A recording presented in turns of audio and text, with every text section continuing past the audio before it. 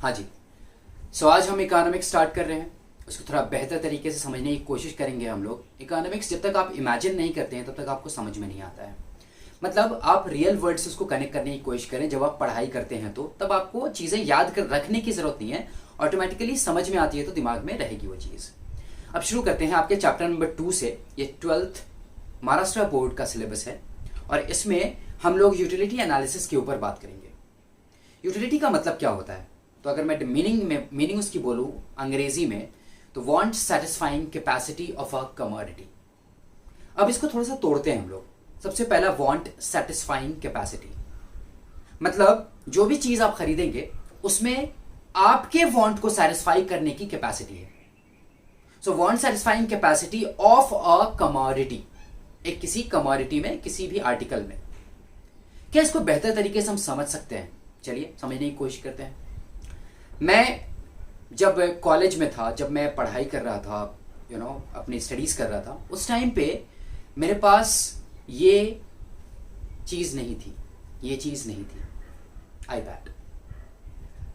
क्यों ऐसा? क्योंकि उस टाइम पे मुझे नोटबुक यूज करना होता था। हमारे यहाँ का कल्चर ऐसा नहीं है कि हम आईपैड में नोट्स बनाते हैं वगैरह।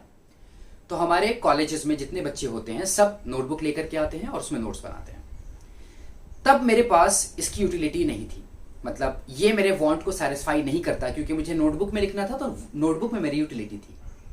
अब मैं चूंकि टीचर हो चुका हूं, मैं अपने प्रोफेशन को एज अ टीचिंग जोड़ चुका हूं और मुझे ये आज ऑनलाइन लेक्चर्स के लिए बहुत ज़्यादा हेल्प कर रहा है, तो आज मेरे पास इसकी यूटिलिटी है। अब यूटिलिटी कितनी इंपॉर्टेंट है इस वर्ड में आप समझिएगा ज़रा। मुझे ये चीज़ चाहिए था क्योंकि मेरे वांट को ये सैटिस्फाई करने का काम करेगा। अभी से ये पेंसिल भी मैंने लिया, ये भी मेरे वांट को सैटिस्फाई करेगा। ऐसे हम समझते हैं यूटिलिटी को।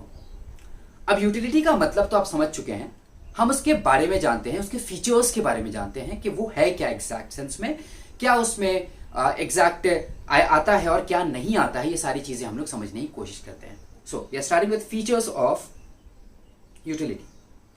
सबसे पहला फीचर्स में आप एक्सपेक्ट कर सकते हैं 4 मार्क्स के लिए क्वेश्चन आ सकता है आपको, 4 मार्कर में।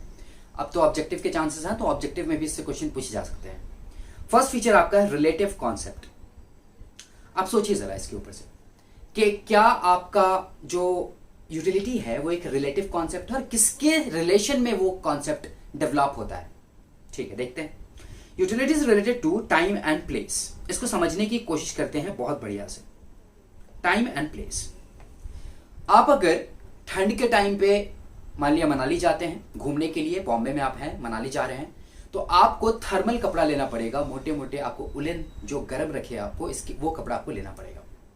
लेकिन आप अगर मुंबई में हैं, आप कहीं का प्लान नहीं कर रहे हैं, आप मुंबई में ही हैं, तो आपको उस थर्मल का कोई यूज नहीं है। देखिए, आप जैसे ही आप प्लेस चेंज कर रहे हैं वैसे ही आपका डिमांड चेंज हो रहा है, मतलब आप थर्मल यूज करेंगे वहां पे।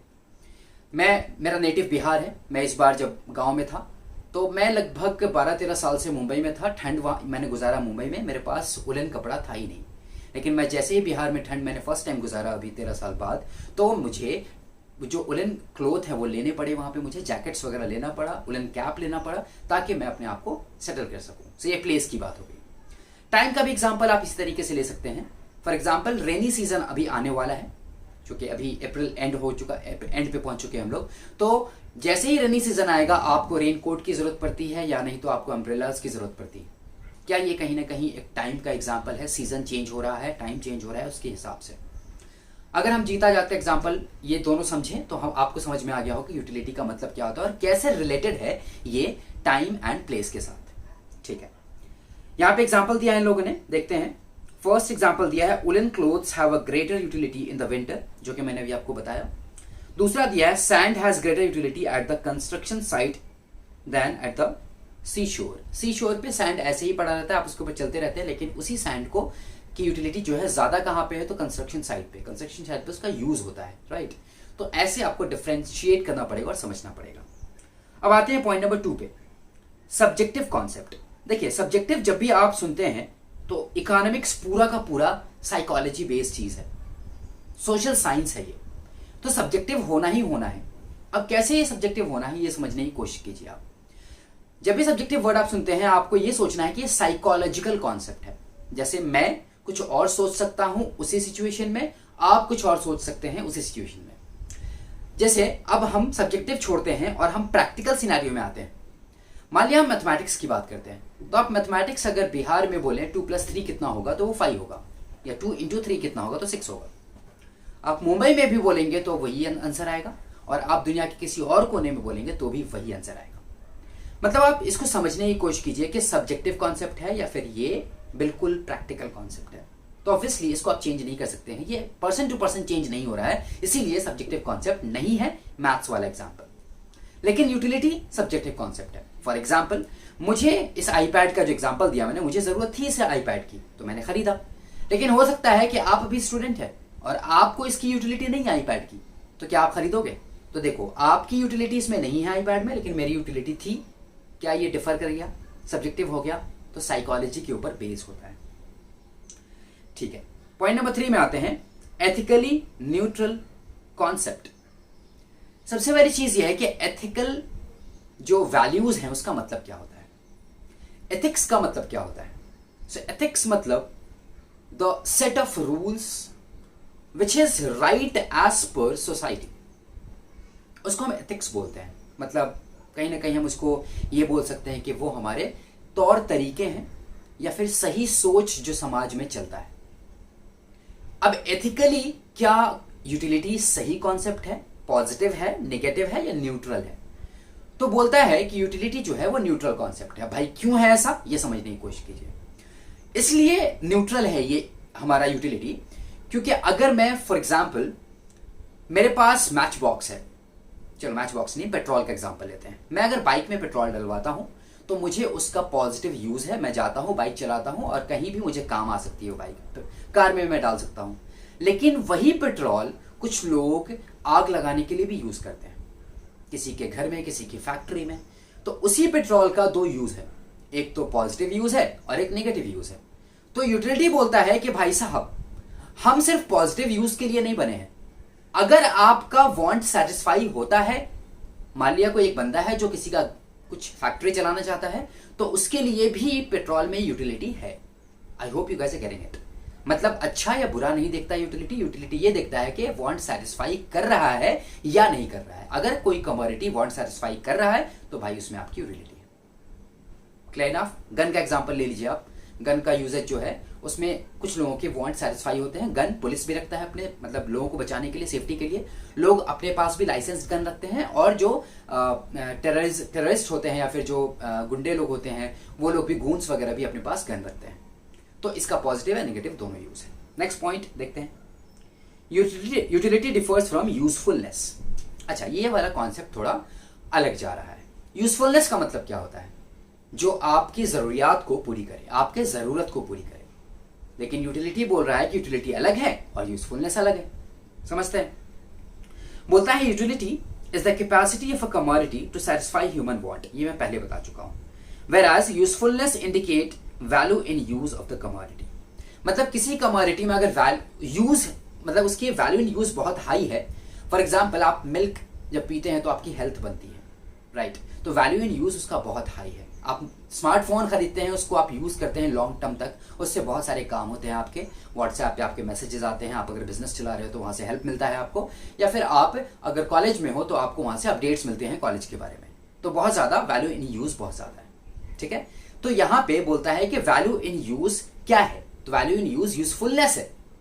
लेकिन जो यूटिलिटी है वो वैल्यू इन यूज नहीं देखता है, वो नॉर्मली वांट सेटिस्फाई हो रहा है या नहीं हो रहा है। एग्जाम्पल देखते हैं यहाँ पे। बोलता है milk has both utility as well as usefulness to a consumer. लेकिन liquor has utility only to an addict but has no usefulness. आप सोचिए, अगर कोई एक इंसान लिकर कंज्यूम करता है तो क्या उसका यूजफुलनेस है? उसमें नहीं है यूजफुलनेस बॉस। लेकिन अगर आप इसकी जगह बात करते हैं कि मिल्क, तो मिल्क का मैं एग्जांपल आपको समझा चुका हूं। तो यह समझने की बात है कि यूजफुलनेस हर चीज में नहीं होगा जिसमें यूटिलिटी होगा। इसीलिए यूटिलिटी को वहां पे न्यूट्रल कॉन्सेप्ट बोला गया है, पॉजिटिव या नेगेटिव नहीं बोला गया है। नेक्स्ट पॉइंट क्या आता है? Utility differs from pleasure. Okay, so ये तो बहुत इजी है समझने के लिए। आप सोचिए कि अगर आप बीमार पड़ जाते हैं तो आपका जो वांट सेटिस्फाई करेगा वो कौन करेगा? कौन सी commodity? Medicine, injections, vaccine, etcetera etcetera, right? लेकिन आपको मजा आता है क्या? मेडिसिन लेने में मजा आता है? किसी को मजा नहीं आता है। मतलब मेडिसिन आप नहीं लेते हैं, नहीं लेना चाहते। इंजेक्शन से तो बहुत सारे लोग, मेरा भांजा है वो तो भाग गया था, हॉस्पिटल से ही भाग गया था। So in short I mean to explain you कि जिस चीज में मजा नहीं है उसमें भी यूटिलिटी हो सकती है। एंड इसीलिए ये पॉइंट आया कि यूटिलिटी प्लेजर से रिलेटेड नहीं होता है। अगर प्लेजर से रिलेटेड होता तो यूटिलिटी न्यूट्रल कॉन्सेप्ट नहीं होता। देखिए मैं रिलेशन दे रहा हूं आपके पॉइंट्स के बीच में, ताकि आपको रिलेशन लेकर के याद रहे कि हाँ ये पॉइंट अगर याद रहेगा, utility is not same as pleasure और डिफर्स फ्रॉम प्लेजर, तो आपको ये भी याद आ जाएगा कि यूटिलिटी न्यूट्रल कॉन्सेप्ट है। ओके, सो ये point utility differs from pleasure explain किया गया। नेक्स्ट क्या है? Utility differs from satisfaction. Satisfaction होता क्या है पहले ये समझिए आप। सैटिस्फैक्शन पूरे प्रोसेस का एंड रिजल्ट है। मतलब किसी भी एक प्रोसेस की आप बात करो, उसका एंड रिजल्ट आपको क्या होता है? सैटिस्फैक्शन मिलता है। फॉर एग्जाम्पल आप आईपीएल मैच देखने बैठते हैं, आपको उसमें यूटिलिटी है या नहीं सोचिए। तो आईपीएल मैच देखने में अगर आप क्रिकेट लवर हैं या फिर आईपीएल लवर है तो आपको मजा आएगा। लेकिन आपकी अगर फेवरेट टीम मेरी जैसे चेन्नई है, तो मेरी चेन्नई अगर खेल रही है तो मैं मैच तो पूरा देखूंगा ना, और सेटिस्फैक्शन मुझे कब मिलेगा? जब चेन्नई जीत जाएगी। तो सवाल मेरा यह है कि क्या मेरा एंड रिजल्ट जो चेन्नई जीती सिर्फ उसमें मेरी यूटिलिटी थी या फिर थ्रू आउट द मैच मेरी यूटिलिटी थी? अगर सिर्फ जीत में यूटिलिटी होती है तो जाहिर सी बात है मैं किसी भी जगह पे अपने भाई बहन से पूछ लेता कि भाई क्या हुआ, रिजल्ट क्या आया मैच का, तो मुझे बता देते वो लोग और मैं खुश हो जाता, यूटिलिटी मुझे मिल जाती। नो, मेरी यूटिलिटी पूरे मैच देखने में, मुझे क्रिकेट पसंद है तभी मैं बैठ करके मैच देख रहा हूं और मेरी यूटिलिटी वहां पे फुलफिल होती है, और लास्ट में जाकर मुझे सेटिस्फैक्शन मिलता है अगर चेन्नई जीतती है तो, है ना? जीतेगी इंशाल्लाह। तो अब बात देखते हैं कि ये चीज आपको कैसे समझ में आ रही है इसी तरीके से। तो यूटिलिटी डिफर्स फ्रॉम सेटिस्फैक्शन बोलता है utility is because of consumption. मतलब जो कॉज है वो कंजम्पशन का कॉज है, जब आप कंज्यूम करते हो तब जाकर के यूटिलिटी मिलता है। और satisfaction is the end result of consumption. Consumption का एंड रिजल्ट क्या है? सेटिस्फैक्शन है ना? तो अब आपको मैं समझा चुका हूं, यहां पे देखते हैं क्या बोल रहे हैं। They are inter related but different concept. For example, a thirsty person drinks a glass of water since water has the capacity to satisfy thirst. Utility of water is the cause of consumption. अब utility जो पानी में आपने देखा वो क्या था? वो इसलिए था क्योंकि cause है उसके पीछे, और cause क्या है? consumption। आप consume कर रहे हो तभी आपको समझ में आ रहा है। And satisfaction derived is the end result of consumption. अब पानी पी रहे हो, बहुत प्यासे अगर हो तो 2-3 ग्लास पी जाओगे, लेकिन यूटिलिटी तो आपको फर्स्ट ग्लास से ही मिल रहा है ना। तो यूटिलिटी इसलिए डिफर करता है आपके सेटिस्फैक्शन से। नेक्स्ट पॉइंट की तरफ आते हैं। Measurement of utility is hypothetical. देखो ये तो बहुत रियल पॉइंट है, बहुत ही प्रैक्टिकल पॉइंट है, और ये एक अजम्पशन भी है कहीं ना कहीं, ठीक है? तो मैं अजम्पशन बाद में आपको समझाऊंगा। अभी फिलहाल हम समझते हैं कि क्या आप यूटिलिटी को काउंट कर सकते हैं। मतलब आप सोचो कि कितना अजीब लगेगा कि अगर मैं आपको बोलूं, अरे भाई साहब मेरे को बिरयानी खा करके ना 10 मजा आया। मतलब 10 मजा आया? सीरियसली? आई मीन क्या चल रहा है? आप मजा को काउंट कहां कर पा रहे हो? कैसे कर पा रहे हो? क्या ये लॉजिक बन रहा है? लॉजिक नहीं बन रहा है। इसीलिए हम या तो यूटिलिटी को पॉजिटिव बोल सकते हैं, या 0 बोल सकते हैं, या नेगेटिव बोल सकते हैं। मजा नहीं आया नेगेटिव, मजा आया पॉजिटिव, ठीक है, न्यूट्रल। अब समझते हैं इसको, आइए। सो measurement of utility is hypothetical, आप उसको काउंट नहीं कर सकते हैं। एग्जाम्पल समझते हैं जरा। तो यहां बोलता है कार्डिनल और न्यूमेरिकल मेजरमेंट। तो आगे आपको ये हेल्प करेगा। कार्डिनल का मतलब होता है thing which can be counted in numbers. So cardinal measurement हम बोलते हैं जिसको नंबर में हम काउंट कर सकते हैं, न्यूमेरिकली हम उसको रिप्रेजेंट कर सकते हैं। तो यूटिलिटी को हम नहीं कर सकते हैं। एग्जाम्पल बोल रहा है, thirsty person after drinking water may derive higher और lower level of utility, thus utility can only be experienced and found either positive, 0 और negative। ये 3 चीज याद रखिएगा। Negative utility is called disutility। Perfect। Disutility है ना, disinvestment जैसे हम बोलते हैं वैसे ही disutility भी होता है। अब आते हैं नेक्स्ट पॉइंट पे। Utility is multi-purpose। अब किसी प्रोडक्ट में अगर इतने गुण हैं कि वो एक से ज्यादा चीजों को सेटिस्फाई करे तो हम उसको मल्टीपर्पज तो बोलेंगे ही, और यूटिलिटी भी कहीं ना कहीं मल्टीपर्पज है। अब कैसे है वो समझने की कोशिश करते हैं। बोलता है commodity can satisfy the want of more than one person it can also be put to several uses. चलिए समझते हैं। पानी का एग्जाम्पल लेते हैं, है ना। जल जीवन है, जल ही जीवन है, सॉरी। तो जल ही जीवन है, जो इतना बड़ा एक स्लोगन बोल दिया गया है, एक लाइन बोल दी गई है। भाई साहब, इसके पीछे बहुत सारा कुछ किया होगा जल ने फिर तो पानी क्या करता है? हम उससे खाना बनाते हैं, हम फैक्ट्रीज में यूज करते हैं, हम उससे नहाते हैं, हम उस यूटेंसिल्स को क्लीन करते हैं, हम घर को क्लीन करते हैं, हम अपने व्हीकल्स को क्लीन करते हैं, हम केमिकल्स को क्लीन करते हैं। अभी कोविड का सिचुएशन है, हमारे जो एसेंशियल्स आते हैं उसको हम क्लीन करते हैं, बाहर से हम जो भी लाते हैं उसको क्लीन करते हैं। पानी का यूज, मुझे ऐसा लग रहा है कि मैं बात करते रहूंगा और खत्म नहीं होगा। तो ये समझने की कोशिश कीजिए कि क्या कितने सारी यूटिलिटी है उसके अंदर। किसी को नहाना है तो उसकी यूटिलिटी पानी में है, किसी को पानी पीना है तो उसमें यूटिलिटी उसकी है, किसी को उसको खाने में यूज करना है तो उसमें यूटिलिटी है उसकी, किसी को अगर व्हीकल धोना है उसमें यूटिलिटी है उसकी। मतलब आप बात करते जाइए, ये डिस्कशन खत्म नहीं होगा। आगे बढ़ते हैं। Utility depends on the intensity of want. तगड़ी चीज है बॉस, बहुत तगड़ी चीज है। यहां पे ना इकोनॉमिक्स का मतलब समझोगे आप लोग। तो फिर से पढ़ता हूं। Utility depends on the intensity. आइए, इंटेंसिटी होता है ना वो प्यार मोहब्बत वाली इंटेंसिटी, उससे बढ़ करके है कि यूटिलिटी में अगर आपको वांट की इंटेंसिटी है तभी जाकर के आप किसी चीज में यूटिलिटी देख सकोगे। देखो मैंने स्टार्टिंग में समझा दिया है ये, बट फिर से समझने की कोशिश करो। अगर किसी चीज में आपको वांट नजर नहीं आ रहा है तो आप उसको नहीं खरीदेंगे, आप नहीं भी सोचेंगे भी नहीं खरीदने का। फॉर एग्जाम्पल, आज के सिचुएशन में जोमैटो से मैं खाना मंगाना नहीं सही मानता हूं। मुझे पिज्जा खाना है, मुझे बर्गर खाना है, मुझे बहुत सारी चीजें खानी है। बाहर की चीजें घर का खाना आदमी खा करके थोड़ा सा बोर होता है तो बाहर का ट्राई करना चाहता है। लेकिन looking to the situation of India, कोविड-19 का इतना बुरा हाल है कि मैं चांस नहीं लेना चाहता हूं और मैं बाहर की चीजें नहीं मंगाना चाहता हूं। आप मुझे बताइए कि क्या मेरा वांट है करंट सिचुएशन में जोमैटो से फूड ऑर्डर करना? नो। और नॉर्मल सिचुएशन में यस। तो सिचुएशन बाय सिचुएशन ये चीजें चेंज हो रही हैं।